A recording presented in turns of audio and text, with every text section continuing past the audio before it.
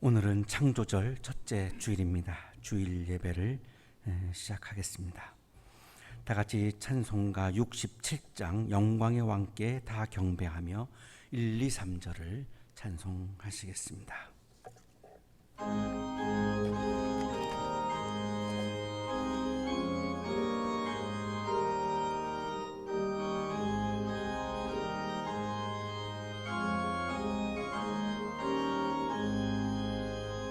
영광의 왕께 다 경배하며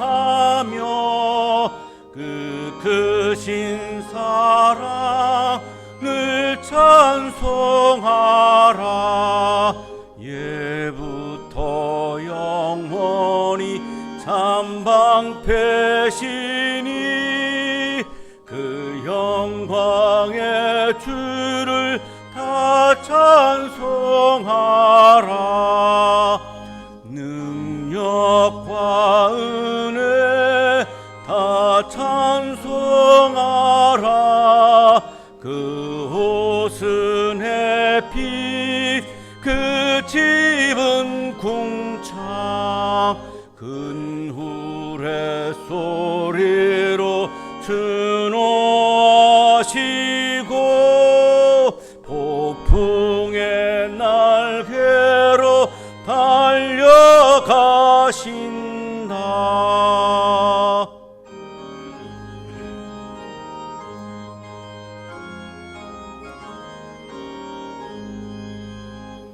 저 아름답고 놀라운 일이 가득한 이 땅 다 주의 조화 그 힘찬 명령에 더 잡히나니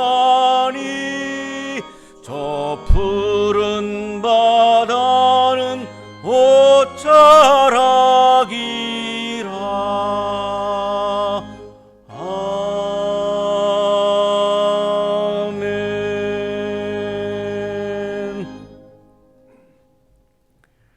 하나님은 회개하는 마음으로 나오는 사람들을 물리치지 않으십니다. 이제 우리들의 죄를 뉘우치고 고백합시다.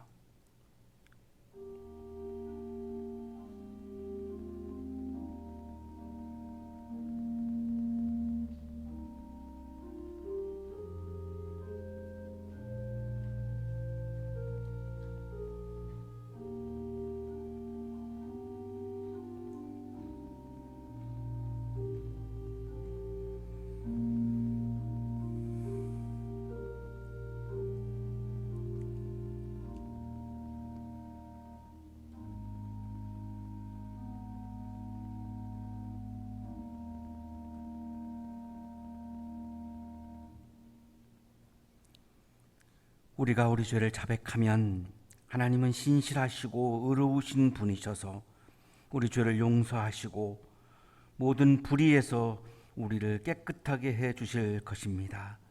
아멘. 다 같이 찬송가 286장 주 예수님 내 맘에 오사 1, 2, 4절을 찬송하시겠습니다.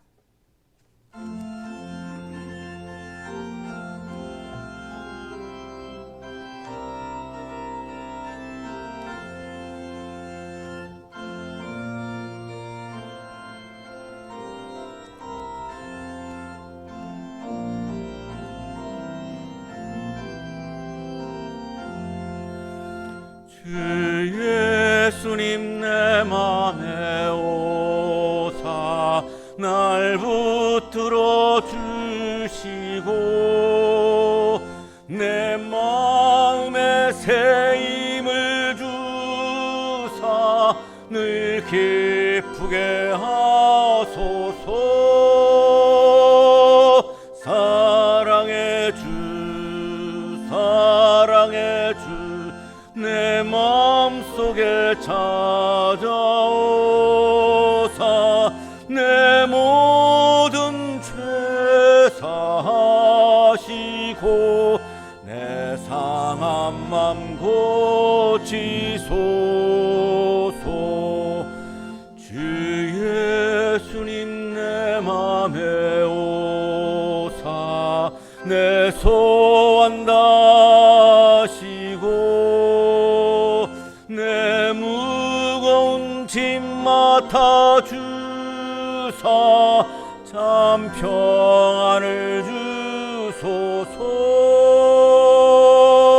사랑의 주 사랑의 주 내 맘속에 찾아오사 내 모든 죄 사하시고 내 상한 맘 고치소서.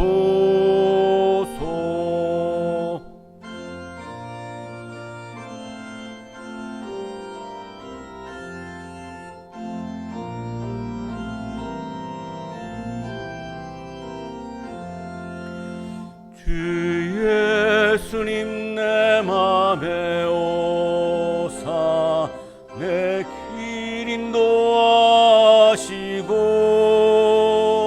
주 성령을 내 맘에 채워 늘 충만케 하소서. 사랑의 주 사랑의 주 내 맘속에 찾아오사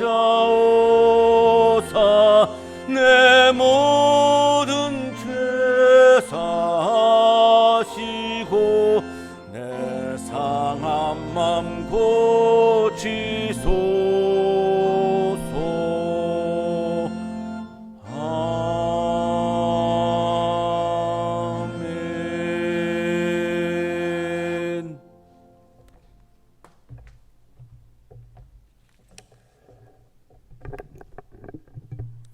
다 함께 기도하시겠습니다. 사랑이 많으신 하나님, 감사를 드립니다. 한 주 동안에도 사랑으로 우리를 지켜주시고 우리의 삶을 푸른 초장의 길로 인도하여 주시며 때마다 새 힘을 주셔서 믿음을 지키며 살아갈 수 있도록 인도하여 주시니 감사를 드립니다. 힘들고 어려운 상황 속에서도 언제나 우리와 함께하여 주시고 연약하고 부족한 우리들을 말씀으로 다스려 주시고 순종의 삶을 살아갈 수 있도록 복 내려 주신 주님의 사랑에 감사를 드립니다. 하지만 주님, 우리의 삶을 사는 동안 순간마다 교만과 욕심으로 인하여 나의 의가 드러나는 때가 있었음을 고백합니다. 내가 사는 것이 아니라 내 안에 그리스도께서 사시는 것임을 알고 있음에도 불구하고 나의 뜻대로 살아가려고 했었던 연약한 우리들을 용서하여 주옵소서. 다른 사람들을 하나님이 주신 사랑으로 사랑하지 못하고 사람의 기준과 마음으로 하나님 아버지의 뜻을 이루지 못했음도 고백합니다. 하나님의 온전하시고 자비하신 뜻을 이루지 못하고 있는 우리들을 긍휼히 여겨주시고 우리들의 죄를 용서하여 주시옵소서. 십자가의 보혈로 우리를 덮어주시고 성령께서 도우시사 다시 정결하게 되는 은혜가 있게 하여 주옵소서. 자비로우신 하나님, 이 나라와 모든 세계에 퍼져 있는 코로나 바이러스로 인하여 주님 앞에 간구합니다. 하나님께서 속히 다스려 주시사 모든 환난의 상황이 회복될 수 있도록 주님께서 인도하여 주시옵소서. 이로 인하여 고통받고 있는 자들을 주님의 손에 의탁합니다. 하나님께서 함께 하시고 위로하여 주시며 그 마음을 붙잡아 주시사 낙심하지 아니하고 하나님의 함께 하심과 주님께서 끝내 모든 것을 통치하신다는 소망으로 이기게 하여 주시옵소서. 주님, 그리스도의 몸된 교회가 세상 앞에 영적인 권위가 무너지고 신뢰가 무너지고 있음을 봅니다. 코로나 바이러스가 하나님이 교회에게 주시는 사랑의 징계임을 알게 하시고 하나님이 세우신 교회의 목적을 분명히 하여 욕심으로 세워져 가는 것이 아니라 하나님의 사랑으로 세워져 가는 이 나라 이 땅의 교회가 되게 하여 주옵소서. 우리 한양대학교회를 축복해 주시고 빛과 소금의 역할을 온전하게 감당하며 사랑의 실천을 계속 이루어 나아가는 주님의 반석이 되게 하여 주옵소서. 사랑의 주님, 우리 성도들의 가정을 축복하여 주옵소서. 하나님의 마음으로 서로 하나가 되게 하시고 하나님 나라를 이루어가는 거룩한 처소가 되게 하옵소서. 육신적인 연약함과 질병으로 인하여 힘겨워하는 자들을 붙잡아 주시고 심령이 연약한 자에게 하나님의 은혜로 다스려 주시옵소서. 이 캠퍼스와 학생들을 축복하며 기도합니다. 한양 동산이 코로나로부터 안전하게 하시고 하나님이 주시는 소명을 발견하고 사랑의 실천자로 훈련되어지는 곳이 되게 하여 주옵소서. 우리 한양 가족 가운데 낙심하는 자들이 있다면 하나님께서 위로하여 주시고 새 힘을 주시사 소망으로 기뻐할 수 있는 모든 이들이 되게 하여 주옵소서. 주님께서 사랑하여 주시는 우리 모든 성도들이 주시는 말씀 앞에 순종하게 하시고 거룩의 삶을 살게 하시며 아름다운 하나님의 형상을 잃어버리지 않을 수 있도록 하나님께서 지켜주시고 보호하여 주시옵소서. 우리의 예배가 하나님 앞에 감사의 제사가 되기를 소망하오며 이 모든 말씀 우리 구주 예수 그리스도의 이름으로 간절히 기도드립니다. 아멘.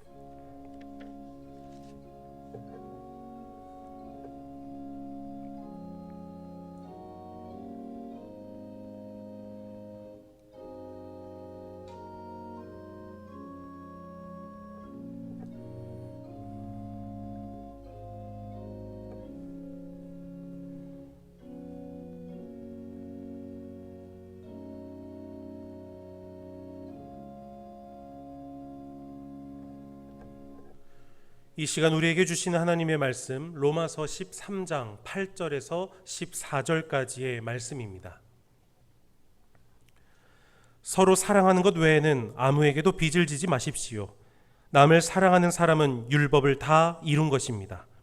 간음하지 말아라, 살인하지 말아라, 도둑질하지 말아라, 탐내지 말아라 하는 계명과 그 밖에 또 다른 계명이 있을지라도 모든 계명은 내 이웃을 내 몸과 같이 사랑하여라 하는 말씀에 요약되어 있습니다.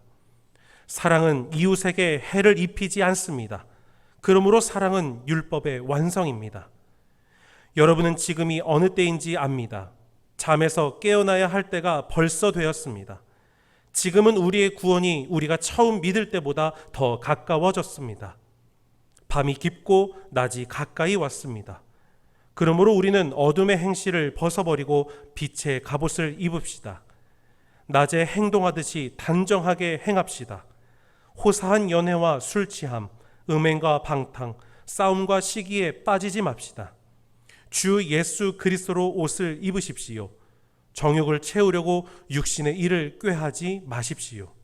서신서의 말씀입니다.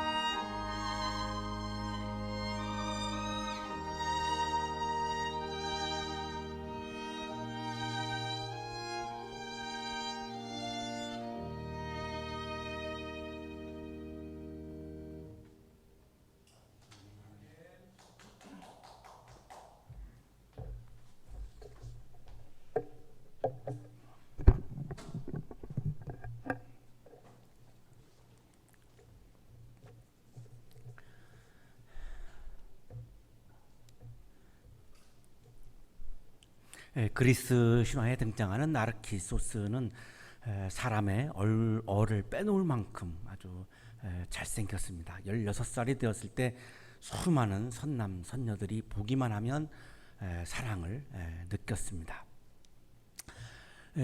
숲속에 맑은 물이 고인 샘이 있었고 나르키소스가 한낮에 사냥을 하다가 지쳐서 물을 먹으려고 샘에 왔습니다.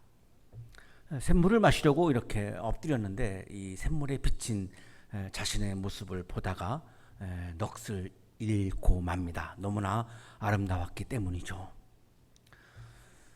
영국의 화가 존 워터하우스라고 하는 사람이 그린 에코와 나르키소스라고 하는 그림입니다. 보시면은 주변의 자연이 굉장히 아름답습니다. 그러나 나르키소스는 주변의 자연에 아무 관심이 없습니다. 그 옆에 에코라고 하는 요정이 자기를 사랑스러운 눈으로 바라보고 있습니다. 그러나 나르키소스는 에코에게도 아무런 관심이 없고 안중에도 없습니다. 오로지 자기애, 자신을 사랑하는 자기 사랑에 빠져서 자연도 눈에 들어오지 않고 이웃도 눈에 들어오지 않고 다른 타자도 눈에 들어오지 않습니다. 오로지 중요한 것은 자기를 사랑하는 것에 지금 몰두하고 있는 거죠. 물속에 있는 자기 자신, 그 아름다운 자기 자신에게 다가가기 위해서 여러분 그림을 보시면은 오른손을 이렇게 뻗습니다. 그리고 목을 이렇게 아주 내밀고 있죠. 그리고 입을 맞추기 위해서 샘물에다가 입술을 대보기도 합니다. 그러나 자신의 몸에 손이 닿지도 않고 그리고 입술이 닿지도 않습니다. 목을 만지려고 손을 넣었지만 부질이 없었습니다. 아무리 해도 그 아름다운 자기 자신을 닿을 수가 없는 거죠. 나르키소스는 절망을 합니다. 그랬었구나. 내가 지금껏 보아오던 모습은 바로 나 자신이었구나. 이제야 알았구나. 내 그림자여서 나와 똑같이 움직였던 것이구나. 이 일을 어쩔고 나는 나 자신을 사랑하고 있었구나. 이 일을 어쩔고 나는 나 자신을 사랑하고 있었구나. 나 자신에 대한 사랑의 불길에 타고 있었구나.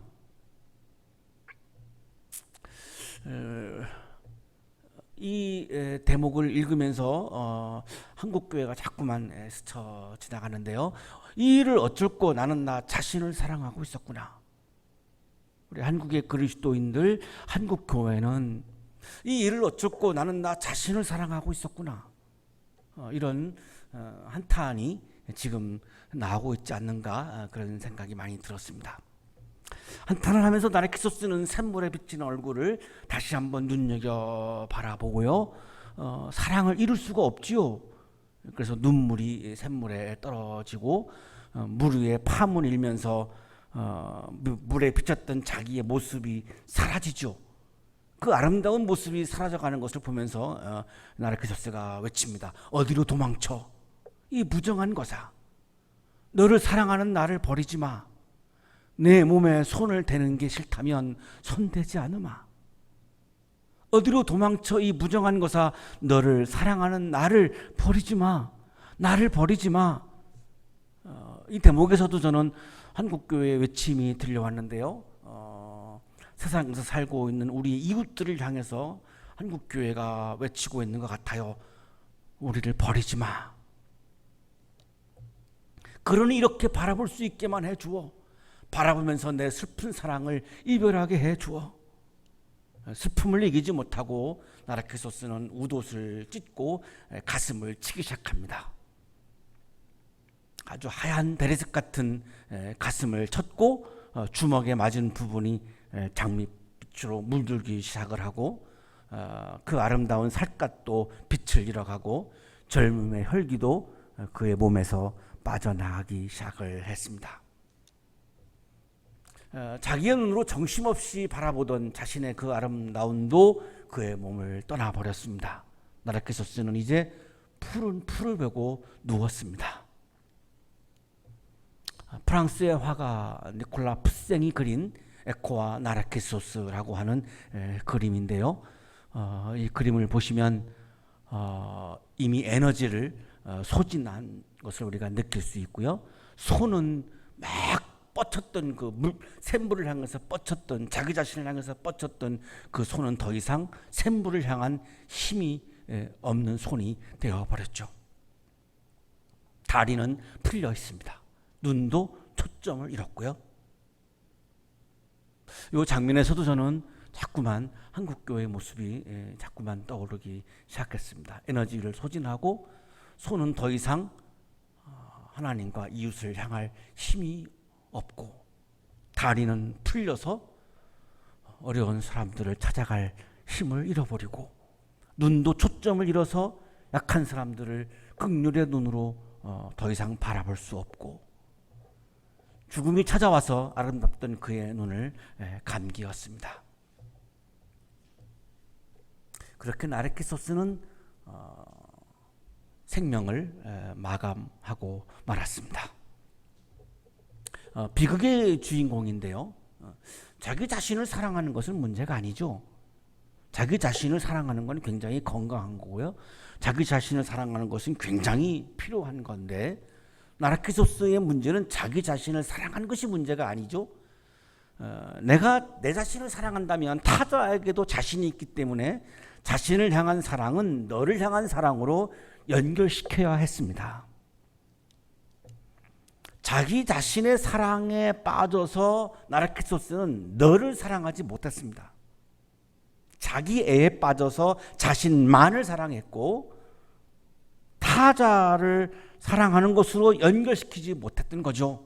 자신을 향한 사랑을 너를 향한 사랑으로 연결시킬 때에 그 사랑이 빛이 나는 건데, 그 사랑이 의미가 있는 건데, 그 사랑이 아름다운 것인데, 나르키소스는 자신을 향한 사랑을 너를 향한 사랑으로 연결시키지 못했습니다. 그것이 비극이었습니다.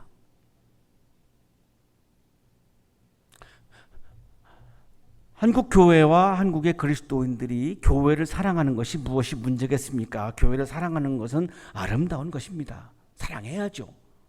그러나 교회만을 사랑하고 그 교회를 향한 사랑이 이웃을 향한 사랑으로 연결시키지 못하면 거기에는 반드시 비극이 온다는 것을 이 신화는 우리에게 이야기해 주고 있는 것입니다. 한평생을 살면서 나만을 바라보며 나만을 사랑하며 아주 이기적으로 살다가 그 인생이 마치면 그 인생이 보람이 있을까요? 의미가 있을까요? 그것이 아름다운 인생이 될 수 있을까요? 굉장히 허무한 인생으로 끝나버릴 수밖에 없음을 나르키소스는 우리들에게 이야기를 해주고 있는 것이죠.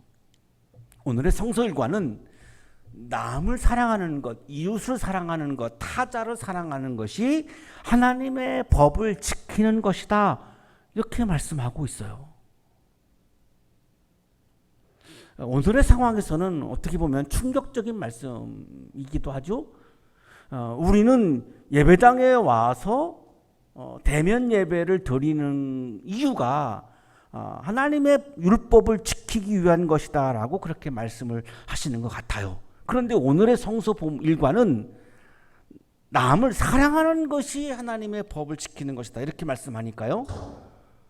우리가 드리는 대면 예배가 남에게 피해를 주어서 피해를 주는 것은 사랑하는 게 아니잖아요. 피해를 주게 된다면 그 예배는, 대면 예배는 하나님의 법을 지키지 않는 것이다, 이런 말씀이 되기 때문에 오늘의 성서일과는 어떻게 보면 굉장히 우리들에게 충격적인 말씀일 수 있는 그런 말씀입니다. 서로 사랑하는 것 외에는 아무에게도 빚을 지지 마십시오. 남을 사랑하는 사람은 율법을 다 이룬 것입니다. 법을 지키고, 하나님의 법을 지키고 하나님의 법을 이루었다라고 하는 것은 무엇이냐? 남을 사랑하는 거다 이렇게 말씀하거든요. 주일날 예배당에 와서 예배를 드리는 것이 하나님의 법을 지킨다고 말씀하는 것이 아니라 로마서 13장 8절은 이웃을, 타자를, 남을 사랑하는 것이 하나님의 법을 지키는 것이다. 자, 이 말씀은 남을 사랑하지 않는 것은 법을 어기는 것이다와 똑같은 말씀이죠. 로마서 13장 1절 7절 오늘의 성서일과 이 앞부분은 나라를 사랑하라고 하는 말씀이고요.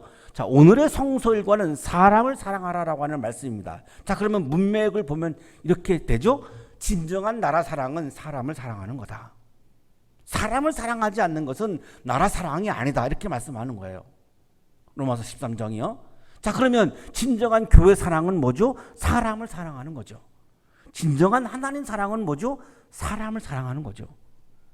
로마서 13장은 지금 우리들에게 그렇게 말씀하고 있는 거죠. 자, 오늘 성서일과 8절에서 아무에게도 물질의 빚을 지지 말라고 말씀합니다. 자, 이 말씀은 어떤 의미냐면 나에게 주어진 물질의 범위 안에서 감사하며 살라는 거예요. 빚을 져서 무리하게 빚을 지면서까지 그거를 갖다가 끌어다가 내가 그거를 써서 빚을 지는 일을 하지 말라는 거예요.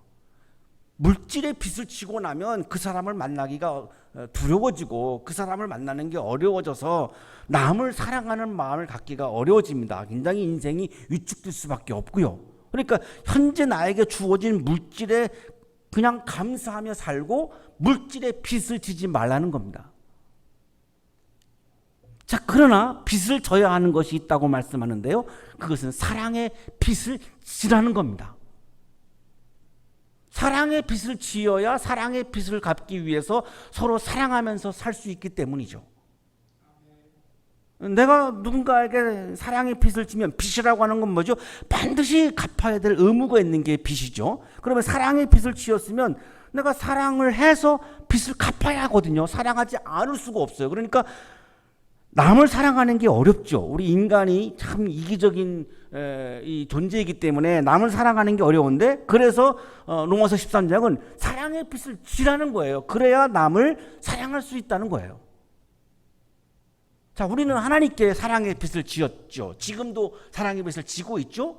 하나님의 사랑이 아니면 지금 이 순간에 제가 제 코끝에서 호흡을 하면서 지금 살아 있을 수가 없지요. 하나님의 사랑이 있기 때문에 제가 지금 제 코끝에서 호흡을 하고 오늘 설교도 하고 예배 인도도 하고 오늘도 숨 쉬면서 지금 살고 있는 거지, 하나님의 사랑과 은혜가 아니라면 저는 지금 이렇게 숨을 쉴 수가 없으니까요. 지금 이 순간에도 저는 하나님의 사랑의 빚을 지고 있는 거죠. 그러니까 저는 하나님의 사랑의 빚을 갚아야 할 의무가 있는 거죠. 우리는 부모님께 사랑의 빚을 지고 있죠. 부모님의 사랑이 아니면 제가 지금 이 순간에 존재할 수 있나요? 태어날 수도 없었고요. 지금 이렇게 존재할 수가 없어요. 부모님의 사랑의 빚을 너무너무 엄청나게 지은 거죠. 우리는 나라에게 사랑의 빚을 지고 있죠. 나라가 없으면 지금 이 순간에 교회가 존재할 수 있나요? 존재할 수 없어요. 우리는 나라에게 사랑의 빚을 지면서 지금도 살고 있죠. 세상의 이웃에게 사랑의 빚을 지고 있죠. 세상의 이웃의 사랑이 없다면 지금 이 순간에 우리는 자동차도 스마트폰도 마트도 음식점도 우리 이 예배당도 사용할 수가 없습니다. 다 이웃들의 사랑으로 이것이 지어졌고 이웃들의 사랑에 의해서 자동차가 만들어지고 이웃들의 사랑에 의해서 스마트폰도 만들어지고 해서 지금 우리가 다 그것을 사용하며 살고 있잖아요. 이웃의 사랑이 없다면 지금 이거 다 우리 사용할 수가 없으니까 지금 생활하고 있는 것 자체가 지금 이웃으로부터 사랑의 빚을 지고 있는 거죠. 그래서 우리는 하나님과 부모님과 가족과 나라와 이웃에게 사랑의 빚진 자로 살고 있기 때문에, 사랑의 빚진 자이기 때문에 오늘도 하나님과 부모님과 가족과 나라와 이웃들을 사랑하면서 오늘도 한순간 한순간 매 순간 성실하게 사랑하면서 살아야 하는 의무가 우리들에게 있는 거죠.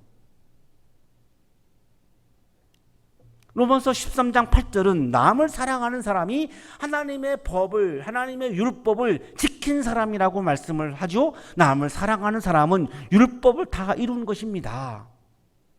남을 사랑하지 않는 사람은 하나님의 율법을 어긴 사람이라는 말씀이에요. 이렇게 사랑을 빚을 졌는데 사랑하지 않는다? 이거는 하나님의 법을 어기는 거다. 정은경 질병관리본부장이 하는 이야기입니다. 코로나 바이러스가 가장 좋아하는 것은 3밀로 1. 환기가 안 되는 밀폐된 곳과 이 많은 사람들이 밀집하게 모여서 3. 1m 이내에 밀접한 접촉을 하는 것. 이 코로나 바이러스가 가장 위험한 상태가 밀폐, 밀집, 그 다음에 밀접, 이렇게 세 가지를 얘기하는데요. 우리가 예배당에서 드리는 대면 예배는 밀폐죠. 밀폐된 공간입니다. 우리 예배당은 창문도 하나 없습니다. 이게 완전 밀폐입니다. 그 다음에 우리가 예배를 드리는 이 구성 자체가 굉장히 밀집이죠. 이렇게 멀리 떨어져 있는 것이 아니라 따닥따닥 우리가 붙어서 이제 같이 예배, 우리가 공동체가 중요하니까요. 성도의 교제가 또 중요하니까 굉장히 밀집해서 예배를 드리는 거고요. 그 다음에 밀접이죠. 우리가 악수도 하고 같이 식사도 나누고 굉장히 이렇게 스킨십도 하고 굉장히 밀접입니다. 그러니까 이 대면 예배라고 하는 것 자체가 굉장히 감염의 위험이 높은 형태로 되어 있습니다. 그러니까 일부러 그렇게 한 게 아니라 원래 우리 예배 형태가 그런 거죠. 그러니까 찬송을 부르다 보면은 이게 침이 튀겨서 이제 이렇게 옮기기도 하고요. 통성기도 하다가 보면 침이 튀어서 옮기기도 하고, 공동 식사하다가 이제 대화를 나누면 또한 침이 튀어서 옮기기도 하고. 그러니까 우리 교회에서 이루어지고 있는 행위들 자체가 굉장히 전염의 위험이 높다라고 하는 것을 질병관리본부장의 이야기를 통해서 우리는 이거를 확인을 할 수 있습니다. 뉴스엔조이라고 하는 기독교 계통의 신문이 있는데요. 최승현 기자가 2020년 8월 28일자 기사를 썼습니다. 기사 제목이 8월 확진자 4,400명 중 1,460명이 교회 발이라고 하는 제목의 기사입니다. 중앙방역대책본부는 8월 이후 발생한 교회 관련 감염 사례가 12곳 1,460명이라고 밝혔다. 대부분 소모임, 식사, 마스크 미착용 등의 문제 때문에 발생했다. 사랑제일교회 959명, 오늘은 뭐 이미 1,000명이 넘었는데요. 8월 28일 12시 기준입니다. 여의도 순복음교회 49명, 되새김교회 14명, 갈릴리교회 46명, 주님의 교회 39명, 열매 맺는 교회 21명, 우리제일교회 203명, 반석교회 38명, 기쁨 153교회 27명, 주님의 샘교회 18명, 동산교회 15명, 성림 침례교회 31명, 개 1,460명. 그러니까 이전에도 있고 또 이후에도 지금 계속 발생하고 있지만 8월 이후에 8월 28일까지만 통계를 지금 낸 거죠. 최승현 기자가요. 그랬는데 지금 8월 달에 발생한 4,000명 중에서 한 1,000명이 지금 교회에서 발생한 확진자라고 이렇게 보도를 하고 있습니다. 자, 코로나 상황에서 나에게 대면 예배가 생명이다, 목숨과 같다, 이렇게 말씀하시는 분들이 계시죠. 맞습니다. 틀린 말은 아니죠. 자, 그런데 그것이 나에게 생명과 같고 나에게 중요해서 이웃에게 감염을 통해서 피해를 주면서 대면 예배를 드린다면 그거는 나만을 생각하는 이기적인 행위가 되지 않습니까? 나에게는 중요하다고 해서 그러면 남에게 피해를 주면서 내가 중요한 것을 한다? 이건 굉장히 이기적인 거죠. 자, 이것이 하나님의 법을 지키는 것일까? 어기는 것일까? 로마서 13장 8절은 어기는 것이라고 말씀하는 겁니다. 남을 사랑하지 않는 것은 율법을 어기는 것이다 라고 말씀을 하고 있으니까요. 남에게 피해를 주지 않으면 괜찮아요. 그러나 남에게 피해를 주면서 대면 예배를 드린다면 그것은 율법을 지키는 것이 아니라 어기는 것이라고 말씀하는 거죠. 간음하지 말아라, 살인하지 말아라, 도둑질하지 말아라, 탐내지 말아라 하는 계명과 그 밖에 또 다른 계명이 있을지라도 10계명을 지금 인용하고 있는 거죠. 모든 계명은 내 이웃을 내 몸과 같이 사랑하여라는 말씀에 요약되어 있습니다. 자, 로마서 13장 9절도 충격적입니다. 우리가 하나님의 계명을 지키는 것을 우리 그리스도인들이 굉장히 중요하게 생각을 해서 주일날 지금 대면 예배를 지키시는 분들도 사실은 하나님의 계명을 지켜야 된다라고 하는 마음으로 하고 계시는 거 아니겠습니까? 그런데 로마서 13장 9절의 말씀은 계명은 모든 계명의 핵심은 모든 계명을 한 문장으로 요약한다면 그것은 이웃을 사랑하는 거다 이렇게 말씀합니다. 그러면 이웃을 사랑하는 마음이 없이 이웃에게 피해를 주면서까지 대면 예배를 드린다면 그건 하나님의 계명을 어기는 게 되지 않습니까? 교회를 향한 우리 이웃들의 요구는 예배를 드리지 말라는 것이 아니죠. 그분들이 뭐 우리를 향해서 예배를 드려라 말라 할 권한도 없고요. 그렇게 말할 이유도 없습니다. 모이면 위험하니까 모이지 말아달라는 거지 예배를 드리지 말라는 건 아니죠. 그래서 우리 교회는 이런 요구가 있기 때문에 2월 넷째 주부터 지금까지 줄곧 온라인으로 모이지 않고 온라인으로 지금 예배를 드리고 있는 거죠. 제가 지난 학기에 온라인으로 수업을 해보았는데요. 학생들 만족도가 굉장히 높았습니다. 굉장히 더 잘 집중이 되고 저하고 굉장히 1대1로 컨택을 많이 하게 되니까 더 굉장히 좋았다라고 하는 반응이 굉장히 많았거든요. 사실은 이렇게 대면 예배의 장점도 많이 있지만 또 비대면 예배의 장점도 있습니다. 굉장히 우리가 말씀에 집중할 수 있는 그런 장점도 있거든요. 그래서 모이지 말라는 거지 그들이 우리들에게 예배를 드리지 말라는 메시지를 이야기하고 있지 않아요. 이거를 우리가 자꾸 오해해서 예배를 드리지 말라는 거야 이렇게 발끈하는데요. 예배를 드리지 말라는 게 아닙니다. 모임을 하지 말아달라는 거죠. 비대면 예배도 예배죠. 성서의 영과 진리로 예배를 드리면 가정에서 드리는 예배도 하나님께서 기쁘게 받으신다고 했지 어느 장소에서 드리는 예배는 받고 어느 장소에서 드리는 예배는 받지 않는다 이렇게 말씀하신 적이 없어요. 첫 예배도 광야에서 예배를 드렸지 뭐 예배당 성전에서 예배를 드린 게 아닙니다. 성전이 지어진 거는 뭐 솔로몬 때 와서니까요. 이게 논리적으로 이제 우리들의 이웃들과 이야기를 나누어도 이게 우리가요 논리가 딸립니다. 왜냐하면 이 장소에 따라서 하나님이 예배를 받고 안 받고를 결정하는 것도 아니고 어느 장소에는 계시고 어느 장소에는 안 계시는 하나님이 아니고 우주 안 어디든지 다 무소부재하신 분이고 시간과 공간을 초월하시는 분인데 예배당에서 드리지 않는 예배는 예배가 아니다라고 해버리면 굉장히 우리 논리가 굉장히 박약해집니다. 이 정도로 해야지 더 이상 우리가 이거 이야기하면 굉장히 우리가 불리해질 수밖에 없습니다. 우리 이웃들의 요구는 예배를 드리지 말라는 것이 아니라 전염 때문에 모이지 말아달라는 겁니다. 우리가 이웃들을 사랑한다면 이거 우리가 들어줄 수 있는 거죠. 그럼 모이지 않으면 어떡하느냐? 그래서 우리가 비대면 예배를 찾아서 지금 비대면 예배를 하고 있는 거 아니겠습니까? 우리들의 이웃이 우리들에게 기독교 신앙을 갖지 말라고 신앙을 탄압하는 게 아니죠. 신앙은 자유죠. 신앙을 어떻게 탄압합니까? 신앙을 가졌는지 안 가졌는지 누가 어떻게 확인할 것이며 어떻게 신앙을 탄압해요? 탄압하는 게 불가능해요. 그 자체가 불가능합니다. 신앙을 탄압하는 게 아니라 신앙을 갖지 말라는 게 아니라 모이지 말아달라는 거예요.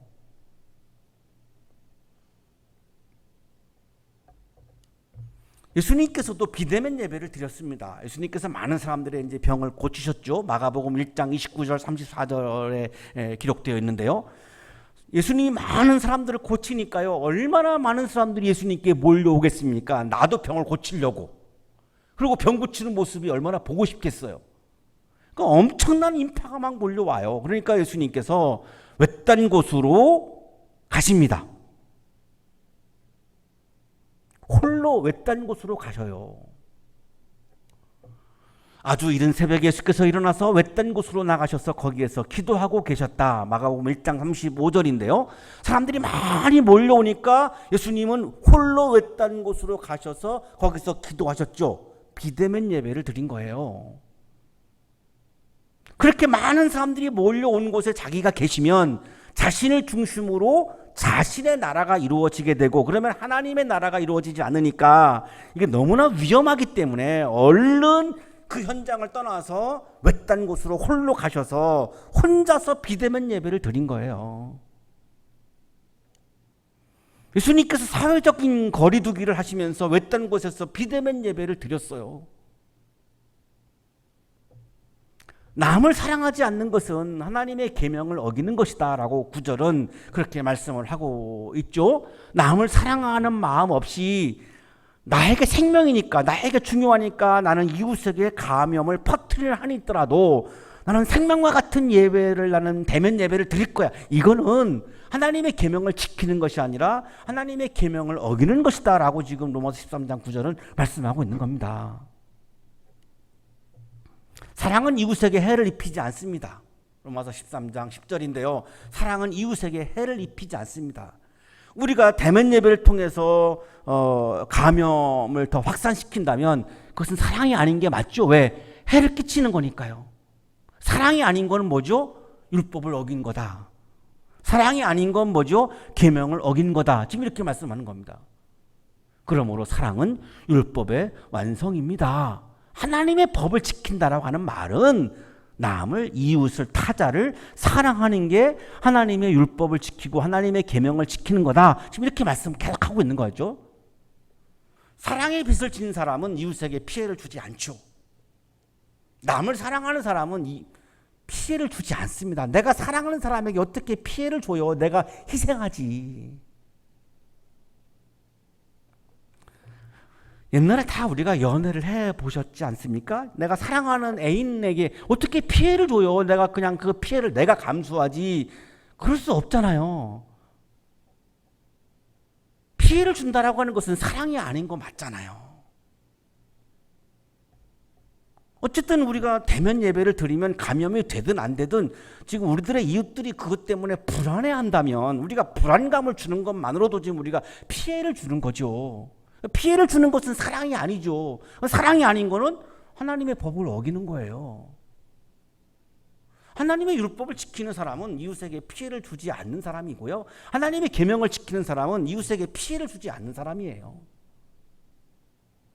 그래서 사랑은 율법의 완성인 거죠. 이웃을 사랑하는 사람이 하나님의 율법을 지키는 사람이에요. 이웃에게 피해를 주는 사람은 하나님의 율법을 어기는 사람이에요. 이웃에게 피해를 주면서까지 대면 예배를 드리는 것은 하나님의 계명을 어기는 거예요. 이웃을 사랑하는 마음 없이 대면 예배를 드리는 것은 하나님의 율법을 어기는 거예요. 바울은 사랑이 없으면 아무것도 아니다라고 그렇게 이야기했죠. 고린도전서 13장 2절을 보시죠. 내가 예언하는 능력을 가지고 있을지라도 또 모든 비밀과 모든 지식을 가지고 있을지라도 또 산을 옮길 만한 모든 믿음을 가지고 있을지라도 사랑이 없으면 아무것도 아닙니다. 요 마지막 두 줄을 한번 주목해 보시죠. 산을 옮길 만한 모든 믿음을 가지고 있을지라도 우리가 믿음 때문에 지금 대면 예배를 우리가 고수하려고 하시는 거 아닙니까? 믿음 때문에, 그죠? 믿음 때문에 뭐 대면 예배를 고수하려고 하는 건 다른 게 뭐가 있겠습니다. 그런데 이렇게 말씀하거든요. 믿음을 가지고 있을지라도 믿음 때문에 대면 예배를 고수한다 할지라도 사랑이 없으면 아무것도 아닙니다. 거기에 사랑이 없다면, 거기에 이 남에게 피해를 주는 것이 있다면, 남을 사랑하지 않는 그런 믿음이라면 그 믿음은 아무것도 아니다. 다 소용이 없다. 그 대면 예배는 아무것도 아니다. 소용이 없다. 지금 이렇게 말씀하는 거거든요.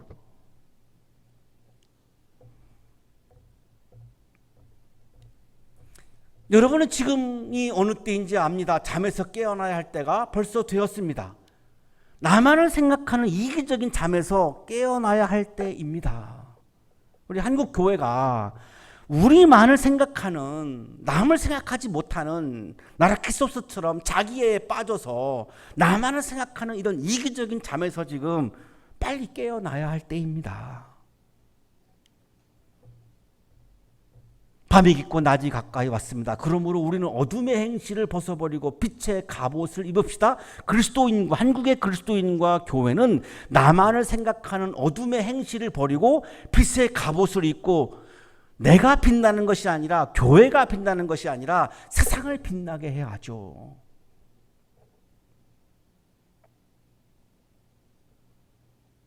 빛과 소금이 되라고 하는 주님의 말씀은 네가 빛나라는 말씀이 아니라 세상을 빛나게 하라는 말씀이잖아요. 우리가 빛의 갑옷을 입는다라고 하는 건 뭐냐면 내가 빛나려고 있는 것이 아니라 세상을 빛나게 하라는 말씀입니다. 어둠의 행실은 뭡니까? 내가 빛나려고 하는 거죠. 나만을 생각하는 거죠. 나만을 생각하고 나만을 사랑하는 이기적인 것을 말하는 거죠. 이런 어둠의 행실을 벗어버리고 세상을 빛나게 하는 교회와 그리스도인이 되어야 된다라고 지금 말씀하고 있는 거예요. 낮에 행동하듯이 단정하게 행합시다. 호상한 연애와 술취함, 음행과 방탕, 싸움과 시기에 빠지지 맙시다. 주 예수 그리스도로 옷을 입으십시오. 정욕을 채우려고 육신의 일을 꾀하지 마십시오. 요 13절, 14절이 그 유명한 아구스티누스를 회심케 한 본문이에요. 이 말씀을 읽고 나서 아구스티누스는 자신이 입고 있던 자신만을 사랑하는 정욕과 육신의 옷을 벗어버렸어요. 그리고 남을 사랑하는 새로운 존재가 되어서 새로운 삶과 새로운 시간을 살기 시작했고, 오늘날 우리는 이분을 기독교의 대스승으로 존경하죠. 자신만을 위해서 남에게 피해를 주는 것은 정욕과 육신의 옷을 입은 상태이죠. 나만을 위한 권리를 자제하면서 남에게 피해를 주지 않으면서 남을 사랑하는 것은 예수 그리스도의 옷을 입은 거지요. 우리의 대면 예배가 이웃에게 피해를 준다면 그 예배는 정욕과 육신을 지향하는 예배가 됩니다. 우리의 비대면 예배가 우리의 권리를 제한하면서 자제하면서 남을 사랑하는 예배가 된다면 그 예배는 예수 그리스도의 옷을 입은 예배가 되는 거죠. 그래서 우리 교회는 2월 넷째 주부터 휴종일관 지금까지 비대면 예배를 드리고 있는 겁니다. 박익수 교수의 주석입니다. 그리스도로 옷 입은 그리스도인의 삶은 세속적 세상과 분리되는 것은 아니다. 그리스도인은 자신의 삶 속에서 육신의 일과 어두움의 일을 버리고 그리스도의 사랑의 새 옷을 입고 이웃을 향해 세상을 향해 나아가야 한다. 그리스도로 옷을 입는다는 말은 세상과 단절한다는 말이 아니라 오히려 그리스도의 옷을 입는다라고 하는 이 말씀의 뜻은 오히려 이웃들을 우리가 사랑하는 새로운 삶을 살아가는 옷이다, 이렇게 말씀하고 있는 거죠. 예수 그리스도의 사랑의 옷을 입고 정욕과 육신의 옷을 좀 벗어버리고요, 이기적인 옷을 좀 벗어버리고요, 한국교회와 한국의 그리스도인들이 나만을 생각하고 나만을 중요하다고 생각하는 좀 이런 정욕과 육신의 옷을 벗어버리고 남을 사랑하는, 타자를 사랑하는, 이웃을 사랑하는, 그게 하나님의 율법의 핵심이고 하나님의 계명의 핵심이니까요. 그래서 사랑의 옷을 입고 세상의 사람들을 사랑하며 살아가는 그런 따뜻한 그리스도인들, 따뜻한 교회가 참으로 그립습니다. 기도드리겠습니다.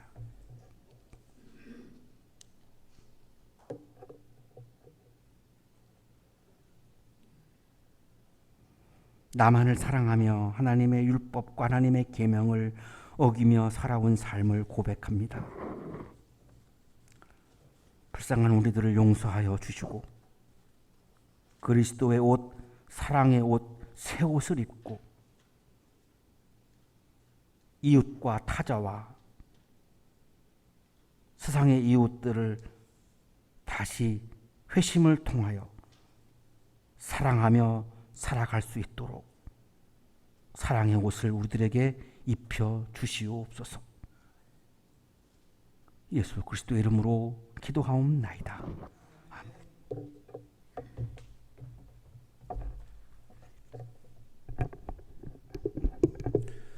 교회 소식 알려드립니다. 이번 주일은 창조절 첫 번째 주일로 지켜 예배를 드립니다. 그리고 다음 주일은 창조절 두 번째 주일로 지켜 예배를 드리겠습니다.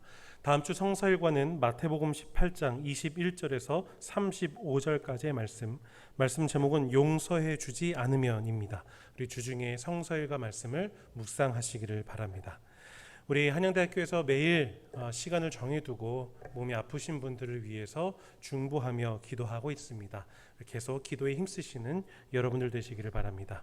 합심하여 기도하실 때에 우리 코로나 바이러스로 인해서 힘겨워하는 자들, 그리고 우리 한양대학교의 모든 성도들, 우리 한양동산의 모든 가족들 위해서 계속해서 따뜻한 마음으로 기도해 주시기를 바랍니다. 또한 우리 말씀을 들으면서 참 한국교회 위해서 기도해야겠다는 생각이 많이 들었습니다. 기도하실 때 우리 한국교회의 회복과 온전한 뜻이 이루어지는 우리 초서가 될 수 있도록 계속 기도해 주시기를 바랍니다.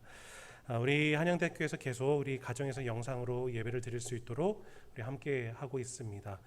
들으시는 곳에서 진실한 마음으로 하나님께 예배하시기를 바랍니다. 헌금 드리시면서 들으신 후에 정기수 우리 재무부장님께 헌금 항목에 대해서 문자 발송 부탁드립니다. 교회 소식 여기까지입니다.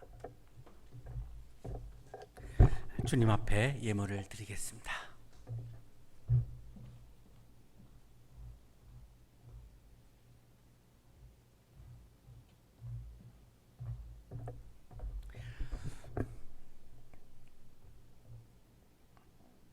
거룩하신 하나님, 정욕과 육신의 옷을 입고 있는 우리들을 찾아오셔서 이 시간 우리들에게 새 옷, 사랑의 옷, 예수의 옷을 입혀주시니 감사합니다. 감사의 마음을 예물에 담아 드리오니 기쁘게 받아주시고 예물을 드리는 손길 위에 크신 은혜를 부어 주옵소서. 예수 그리스도의 이름으로 기도하옵나이다. 아멘.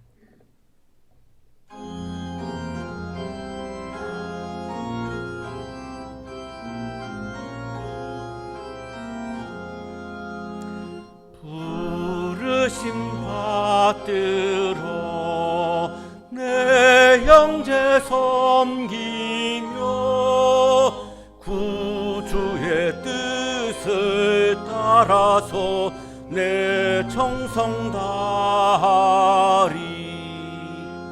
나 항상 깨어서 늘 기도드리며 내 믿음 변치 않도록 날 도와주소서. 아멘.